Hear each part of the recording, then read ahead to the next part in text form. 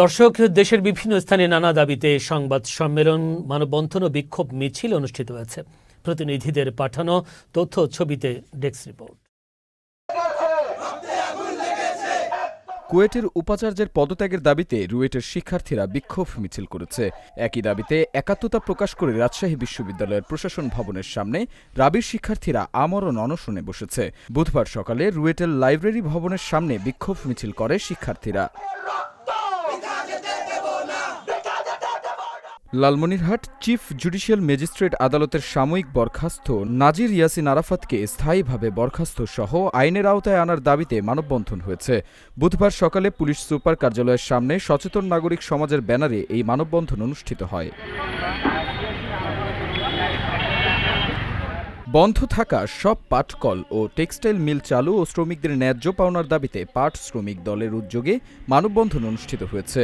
বুধবার সীতাকুণ্ড উপজেলার বারুবকুণ্ড বাঁশবাড়িয়া আর জুট মিলের সামনে মানববন্ধন অনুষ্ঠিত হয়। নোয়াখালীর কোম্পানিগঞ্জে চরএলাহি ইউনিয়নে নদী ভাঙন রোধে ব্লক স্থাপন, বামনী নদীতে ক্লোজার নির্মাণ ও বামনী রেগুলেটর চালু করার দাবিতে মানববন্ধন কর্মসূচি পালন করা হয়েছে। সাবেক বিরোধী দলীয় নেত্রী বেগম রওশন এরশাদের ময়মনসিংহের সুন্দর মহল নামে পরিচিত বাড়িটিকে দালাল মহল ঘোষণার দাবিতে মানববন্ধন অনুষ্ঠিত হয়েছে। বুধবার নগরীর টাউন হলের সামনে বৈষম্য বিরোধী ছাত্র জনতার ব্যানারে এ মানববন্ধন অনুষ্ঠিত হয়।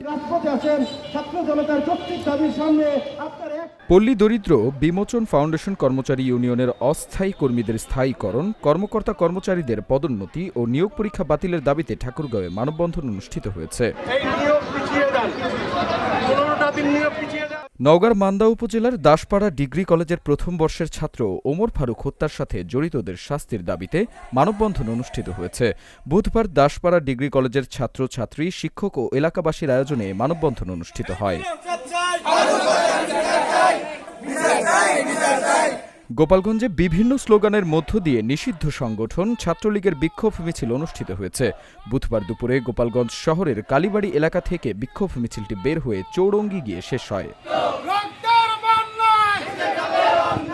2 দফা দাবি পূরণে কর্তৃপক্ষের আশ্বাসে অনির্দিষ্টকালের শাটডাউন কর্মসূচি প্রত্যাহার করেছে সুনামগঞ্জ মেডিকেল কলেজের আন্দোলনকারী শিক্ষার্থীরা।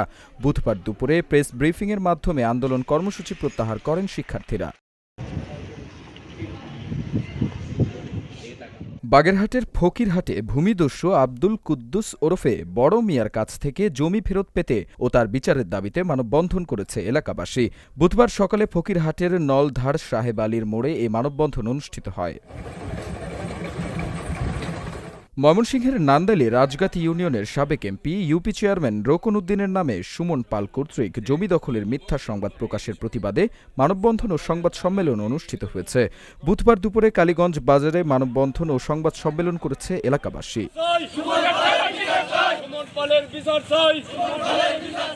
পঞ্চগড়ের দেবীগঞ্জে করতোয়া নদী থেকে অবৈধভাবে বালু উত্তোলন ও আবাদি জমি রক্ষার্থে মানববন্ধন করেছে এলাকাবাসী। বুধবার দুপুরে দেবীগঞ্জ উপজেলার মালচণ্ডী মুন্সিপাড়া এলাকায় মানববন্ধন করেন ওই এলাকার শতাধিক ভুক্তভোগী পরিবার। ঢাকার ধামরাইয়ে রেডিসন গার্মেন্টসের জিএম আলাউদ্দিনের অপসারণের দাবিতে ঢাকা আরিচা মহাসড়ক অবরোধ করে বিক্ষোভ করেছে শ্রমিকরা। বুধবার দুপুরে উপজেলার সুতিপাড়া বাসস্ট্যান্ড সংলগ্ন রেডিসন গার্মেন্টসের সামনে বিক্ষোভ অনুষ্ঠিত হয়। গাইবান্ধার ফুলছড়িতে রুহুল আমিনের হত্যাকারীদের ফাঁসির দাবিতে মানববন্ধন অনুষ্ঠিত হয়েছে। বুধবার বিকেলে উপজেলার চান্দিয়া বাজারে এলাকাবাসীর আয়োজনে এই মানববন্ধন অনুষ্ঠিত হয়।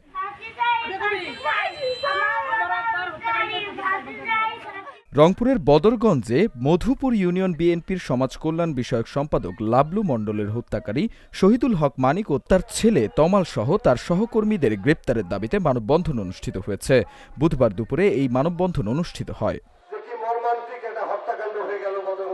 পাবনা জেলা ছাত্রদলের সাংগঠনিক সম্পাদক সাদ্দাম হোসেন ও সহ সাংগঠনিক মেহেদি হাসান জাহিদের উপর হামলার প্রতিবাদে ঈশ্বরদী ছাত্রদলের বিক্ষোভ সমাবেশ অনুষ্ঠিত হয়েছে।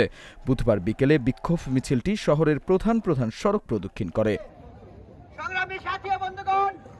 সিরাজগঞ্জের শাহজাদপুরে প্রতিপক্ষের হামলায় বিপুল হত্যার প্রতিবাদে মানববন্ধন ও বিক্ষোভ মিছিল অনুষ্ঠিত হয়েছে। মঙ্গলবার বিকেলে পৌর শহরের রামবাড়ি থেকে বিক্ষোভ মিছিল হয়। গাইবান্ধার সুন্দরগঞ্জে ছাপরহাটি ইউনিয়নের মণ্ডলেরহাট গ্রামের বাদশা মিয়ার হত্যাকারীদের গ্রেপ্তার ও শাস্তির দাবিতে মানববন্ধন অনুষ্ঠিত হয়েছে। মঙ্গলবার বিকেলে এলাকাবাসীর আয়োজনেই মানববন্ধন অনুষ্ঠিত হয়। দীপু নূর, চ্যানেল এস নিউজ ডেস্ক।